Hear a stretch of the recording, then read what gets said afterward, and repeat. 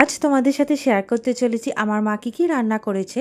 প্রথমেই আমরা লাঞ্চে নিই মাদার ডেয়ারি ক্লাসিক দইটা, এটা বাইরে থেকেই আসে আর ঘরে পাতা দইও মাঝে মাঝে ইউজ হয়। দেন মা করেছে এই সবজি ডালটা, এটা কিন্তু খেতে খুব টেস্টি হয়, এত টেস্টি হয়। আর আজকে আছে মাছের তেল। তো মাছের তেল কার কার খেতে ভালো লাগে কমেন্টে জানিও, আমার তো মাছের তেল দিয়ে ভাত খেতে খুবই ভালো লাগে। আর এই স্যালাডটা তো আমরা ডেলি লাঞ্চে নেওয়ার চেষ্টা করি, বাট ডিনারে নেওয়াটাও কিন্তু খুবই ভালো, বাট ডিনারেরটাও নেওয়া হয় না, বাট লাঞ্চে কিন্তু আমরা অবশ্যই নিই। আর একটা বোল অফ স্যালাড যদি তোমরা লাঞ্চের আগে নিয়ে নাও তো খুব ভালো হয়।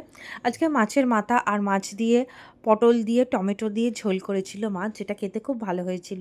পাতলা ঝোল খুব ভালো লাগে খেতে। আর এটা তো গরম, এটা তো প্রত্যেক দিনই গরম থাকে। এটা ভাত ছিল, এর ঢাকনাটা এত গরম থাকে ভাতটা। আর এখন কিন্তু আমার মা চালটা বেশ আগে ভিজিয়ে দেয়, মানে রান্নার আগে, তাতে অনেকটা তাড়াতাড়ি রান্না হয়ে যায় ভাতটা।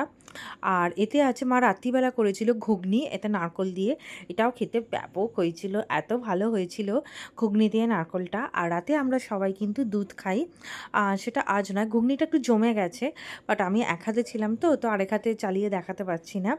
আর দুধটা আমরা প্রত্যেক দিনই 1 গ্লাস করে রাত্রিবেলা আমরা 4 জনেই খাই। তো এটাই ছিল আজকের। বাই।